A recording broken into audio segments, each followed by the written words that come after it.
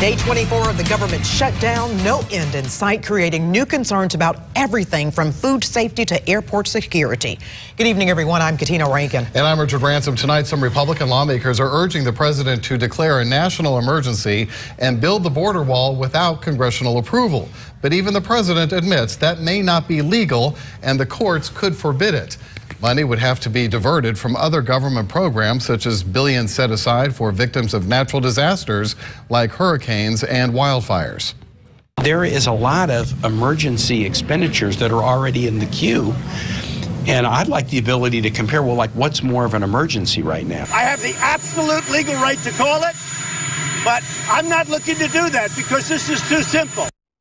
Two new polls out today show between 53% and 55% of Americans blame President Trump and Republicans for the shutdown. Only about 30% blame Democrats. So far, more than 80% of Americans say the shutdown has not affected them personally, however. A restaurant inside Memphis International Airport is helping TSA agents who are working without pay at security checkpoints. And despite problems with workers not showing up in some cities, so far, no such problems here. Shortages of TSA agents over the weekend and earlier today forced some airports to close checkpoints, leading to long lines. Local 24 News reporter Brad Broders is live at the airport here in Memphis to tell us what's happening there. Brad. Katina and Richard, in a report today, a TSA spokesperson said there were about 8% unscheduled absences today for TSA workers. That's more than twice the rate of absences on this same Monday last year. Though that's not being felt here at this airport, according to airport leaders, but there's still an effort to help those TSA workers feeling the financial pinch.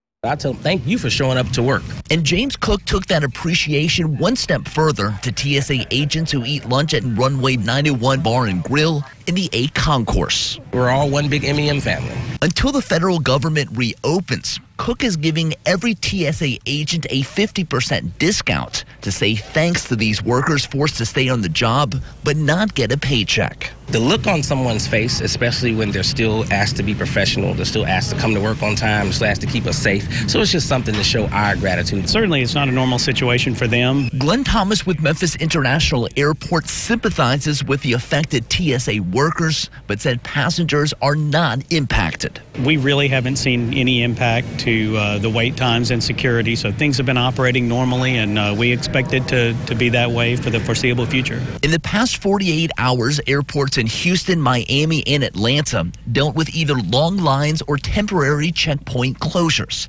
Thomas doesn't expect similar situations to play out in Memphis, even if the shutdown drags on weeks longer. We're keeping in contact with the TSA management, so they're keeping us abreast of the situation, and we're prepared to react if necessary. But at this point, things are operating normally. Now, a TSA spokesperson said despite the higher than normal number of call-outs today for TSA workers, security standards remain uncompromised. More than 50,000 TSA workers currently are at airports nationwide. Reporting live at Memphis International Airport, Brad Broders, Local 24 News. Brad.